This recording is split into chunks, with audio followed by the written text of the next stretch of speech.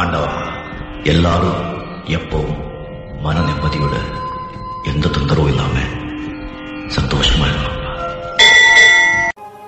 உலகத்திலே எவன் ஒருவன் முருகப்பெருமானை உள்ளன்போடு வழிபடுகின்றானோ அவனுக்கு கேட்டது கிடைக்கும், நினைத்தது தருவான், சந்தேகம் இல்லை.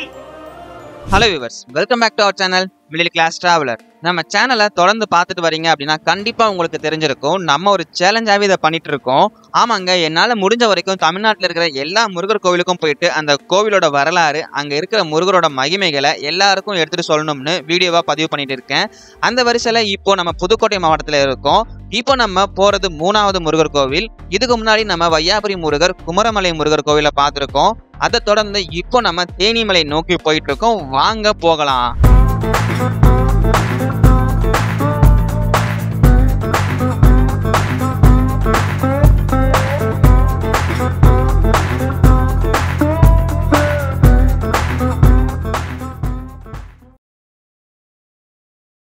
அதோ அங்க தெரியுது பாருங்க, 11வது முருகர் கோவில் நம்ம போக போறோம். இந்த தேனிமலை புதுக்கோட்டையிலிருந்து 27 கிலோமீட்டர் தொலைவில் அமைஞ்சிருக்கு. மக்களே, சொன்னால் நம்ப மாட்டீங்க, நம்ம வந்து குமரன் மலைக்கு போயிட்டு அங்கேருந்து நான் சொல்லியிருப்பேன் தேனிமலைக்கு போகலாம் அப்படின்னு சொல்லிட்டு, வர வழியில் என்ன அதிசயமோ தெரில, வையாபுரின்னு சொல்லிட்டு ஒரு ஊர் இருக்குது. அந்த ஊரில் பார்த்தீங்க அப்படின்னா ஒரு சிறிய மலை இருக்குங்க. அந்த மலையில் முருகர் கோவில் இருக்குது. அந்த முருகர் கோவிலில் வந்து பார்த்திங்கன்னா நான் போகிற டைம், அதாவது என்னடா ஒரு திருவிழா மாதிரி இருக்கே அப்படின்னு பார்த்தா அந்த கோவிலில் கும்பாபிஷேகம் நடந்திருக்குங்க. இது வந்து ஒரு அதிசயம்னே சொல்லலாம். நம்ம வந்து முருகர் கோயிலுக்கு தான் போகணும்னு சொல்லிட்டு நம்ம ஒரு முருகர் கோயிலை நோக்கி போயிட்டுருக்கோம். ஆனால் நடுவில் இந்த மாதிரி ஒரு அதிசயம் நடக்கும்னு சொல்லிட்டு நான் எதிர்பார்க்கவே இல்லை. ஸோ அந்த திருப்தியோடு அப்படியே நான் கண்டினியூ பண்ணி இப்போ தேனிமலைக்கு வந்துட்டேன். இப்போ வாங்க, தேனிமலையோட என்ட்ரன்ஸ்லேருந்து அப்படியே நம்ம நடந்து அப்படியே படி ஏறி நம்ம வந்து மேலே போகலாம். இந்த தேனிமலை பற்றி நம்ம வந்து நிறையா தெரிஞ்சுக்கலாம். நீங்கள் இப்போ தான் நம்ம சேனலுக்குள்ள புதுசாக வர்றீங்க அப்படின்னா, நான் வந்து பார்த்திங்க அப்படின்னா தமிழ்நாட்டில் இருக்கிற மிக முக்கியமான முருகர் கோவில், 6 படைகளை தவிர்த்து இருக்கிற முக்கியமான கோயில்களுக்கெல்லாம் போயிட்டு முருகரோட பெருமைகளையும் அந்த தல வரலாறு எப்படி உருவானதையும் நான் வந்துட்டு எல்லாருக்குமே வந்துட்டு சொல்லிகிட்டு இருக்கேன், வீடியோவை பதிவு பண்ணிகிட்டு இருக்கேன். நீங்கள் இப்போ தான் நம்ம சேனலுக்குள்ள புதுசாக வரீங்க அப்படின்னா மறக்காமல் நம்ம சேனலை வந்து சப்ஸ்கிரைப் பண்ணிக்கோங்க. உங்களோட சப்போர்ட் கண்டிப்பாக தேவைங்க. நான் ஆல்ரெடி சொன்ன மாதிரி உங்கள் ஊரில் இதே மாதிரி ஏதாவது முருகர் கோயில் இருந்துச்சு அப்படின்னா எனக்கு ஹெல்ப் பண்ணுங்கள். நான் உங்கள் ஊருக்கு வர்றேன், எனக்கு அந்த முருகர் கோயில் கூட்டிகிட்டு போங்க. உங்களுக்கு தெரிஞ்சது அப்படின்னா அந்த முருகர் கோயிலோட தல வரலாறையுமே எனக்கு ஷேர் பண்ணுங்கள். ஸோ கமெண்ட்ஸில் சொல்லுங்கள். இப்போ வாங்க நம்ம வந்துட்டு கோயிலுக்குள்ளே போகலாம். பொன்னமராவதியிலிருந்து நம்ம காரூர் வழியாக புதுக்கோட்டைக்கு வரும்போது 7 கிலோமீட்டர் தொலைவில் அழகான மலை கிராமங்களுக்கு நடுவில் இந்த தேனிமலை அமைஞ்சிருக்குங்க. இதுதான் கோவிலோட ஆர்ச்சு. நம்ம இங்கேருந்து ஒரு 500 மீட்டர் வந்து நடந்து உள்ளே போகணும். சரி வாங்க, ஏன் இந்த ஊருக்கு இப்படி ஒரு பேர் வந்திருக்கு, இங்கே எப்படி இந்த கோவில் உருவாச்சு, இங்கே இருக்கிற சுனைகளோட பலன்கள், இங்கே முருகர் எப்படி நமக்கு காட்சி கொடுக்குறாரு, மொத்தம் இந்த கோவிலில் எத்தனை படிக்கட்டுகள்னு சொல்லி எல்லாத்தையும் பார்க்கலாம். என்னோட சேர்ந்து நீங்களும் விர்ச்சுவலாக பயணம் பண்ணி வாங்க. நம்ம இந்த படியை தாண்டி மேலே போகணும். அதுக்கப்புறம் ஒரு குட்டியாக ஒரு ஆர்ச் வருது. மேலே வந்து பார்த்திங்கன்னா வள்ளியும் தெய்வானையோடு சேர்ந்து முருகர் காட்சி கொடுக்குறாரு. அப்படி இங்கே வந்து பார்த்திங்கன்னா படிக்கட்டுகள் வந்து நம்மளுக்கு வந்து தொடங்குது.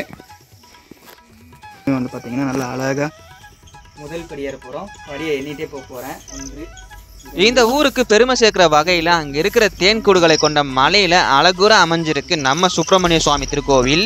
இந்த மலையோட உச்சியில் தேனீக்கள் பெரிய தேன்கூடுகளை கட்டுவது வழக்கம். ஆனால் இந்த ஊர் மக்கள் அந்த தேன்கூடுகளை சேதப்படுத்துவதோ அதிலிருந்து தேன் எடுப்பதோ கிடையாது. மாறா அது வழிபாட்டுக்கு உரியதாகவும் விவசாயிகளோட நம்பிக்கைக்கான சின்னமாகவும் இருந்து வருது. அதனால் இந்த மலையில் தேனீக்கள் வந்து 3 பெரிய தேன்கூடுகளை கட்டியிருந்தால் அந்த வருஷம் விவசாயம் சிறப்பாக இருக்கும்னும், 2 கூடுகளை மட்டும் கட்டியிருந்தால் விளைச்சல் சுமாராக இருக்கும்னும், ஒரே ஒரு கூடு மட்டும் கட்டியிருந்தால் போதிய விளைச்சல் இருக்காதும்னும் அந்த ஊர் மக்கள் நம்புகிறாங்க. தேனீக்களும் அது கட்டும் தேன் கூடுகளும் தேன்கூடு அமைந்திருக்கும் மலையும் இந்த ஊர் மக்களோட வாழ்வோடும் உணர்வோடும் இணைந்து கலந்திருக்கு. அது மட்டும் இல்ல, ஒரு பிறவியில பாவம் செஞ்சவங்க இந்த பிறவியில தேனீக்களா பிறந்து இந்த மலையை கட்டி காத்து முருகனோட அருள் பெற்று சாப விமோசனம் அடைவாங்கன்னு சொல்லப்படுது. 100வது படி. நீங்க அடிக்கடி வரணும். 106. இது 100. இது 100. 106. 106. 1. இவ்வளோ சிறப்பு வாய்ந்த இந்த தேன்மலை முருகருக்கு பல படிகளை அமைச்சு கட்டப்பட்டிருக்கு சுப்பிரமணிய சுவாமி கோவில். இங்கே சித்தர்கள் பலர் தங்கி இருந்து முருகரோட அருள் பெற்று முக்தி அடைஞ்சதா சொல்லப்படுறாங்க. அந்த சித்தர்கள் வந்து இன்னும் முருகரை தரிசித்து வரதாகவும் நம்புறாங்க.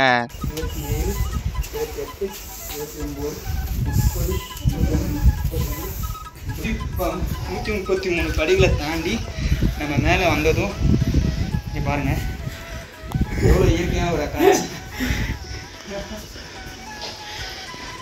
நீங்கள் வந்து செம்ம வீடுங்க, சூப்பராக தெரியுது. இதெல்லாம் சுற்றி என்ன ஊர்னா? கிராமம் தான்.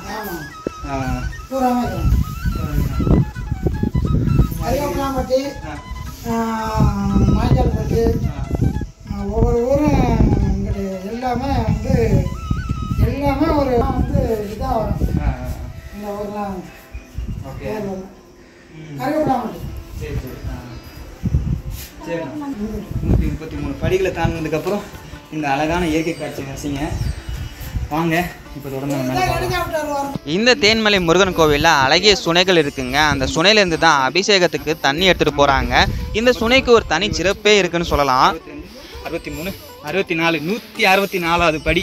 வாவ், என்ன ஒரு அழகான ஒரு காட்சி, சூப்பராக இருக்குங்க. அங்கே பாருங்கள் அந்த ஒரு தோட்டம் எப்படி தெரியுதுன்னு பாருங்கள். சரி வாங்க தொடர்ந்து பயணம் பண்ணலாம்.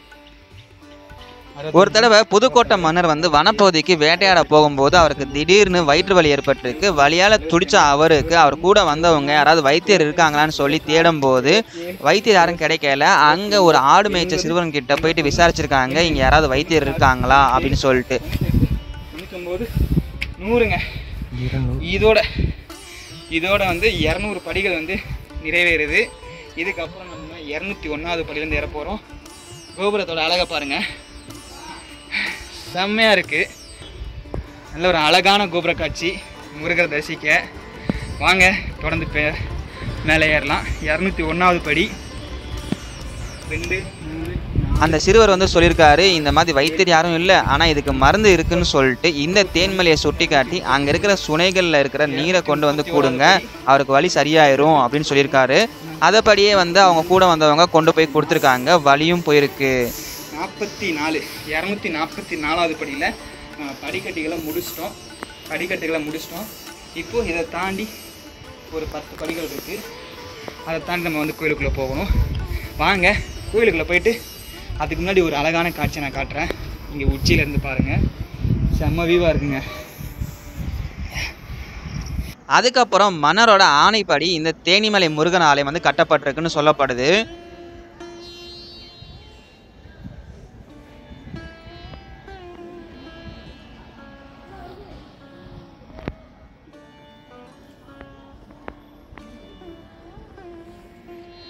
இப்போ நம்ம ஃபைனலாக கோவிலுக்குள்ளே போக போகிறாங்க. நாங்கள் ஒரு அழகான காட்சியை பார்த்தேன், சூப்பராக வடிவமைச்சிருக்காங்க. என்ட்ரன்ஸ் வந்து நான் இந்த பக்கத்துலேருந்து அந்த பக்கம் போயிட்டு அப்படியே வெளியில் காட்டுறேன் பாருங்கள். அப்படியே ஒரு ஃபோட்டோ ஃப்ரேம் இருந்தால் எப்படி இருக்கும் அந்த வடிவமைப்பில் இருக்குது. நானால தான் பாருங்கள் ரொட்டேட் பண்ணுங்கன்னு சொல்லியிருப்பேன். இப்போ பாருங்கள் நான் அப்படியே மேலே காட்டுறேன். நீங்கள் அப்படியே ப்ளர் பண்ணி பார்த்தீங்க அப்படின்னா இந்த ஒரு அழகான இடம் அப்படியே ஃபோட்டோ ஃப்ரேமில் பார்க்குற மாதிரி இருக்குங்க. அது நேரில் பார்க்கும்போது அவ்வளோ சூப்பராக இருந்தது. மேலே கோவிலுக்கு வந்ததும் மகா மண்டபத்தில் மயில் வாகனமும், அர்த்த மண்டபத்தில் விநாயகர், சிவன், காசி விஸ்வநாதர், விசாலாட்சி, நந்தி மற்றும் நாகரும் அருள் புரிகிறாங்க. கருவறையில் அமர்ந்த கோலத்தில் வள்ளி தெய்வானையோட சுப்பிரமணிய சுவாமி கருணையின் வடிவாய் காட்சியளிக்கிறாரு. நோய் நீங்கவும் மனக்குறைகள் விலகவும் இங்கே வழிபடுதல் சிறந்ததுன்னு சொல்லிட்டு இங்கே வர பக்தர்கள் சொல்கிறாங்க.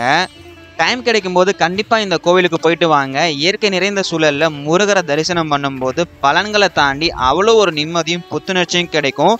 கண்டிப்பாக உங்கள் எல்லாருக்கும் இந்த வீடியோ பிடிச்சிருக்கும்னு நம்புகிறேன். இதே மாதிரி இன்னொரு முருகர் கோவிலில் மீண்டும் பார்க்கலாம். அது வரைக்கும் உங்களிடம் விடைபெறுவது நாகா.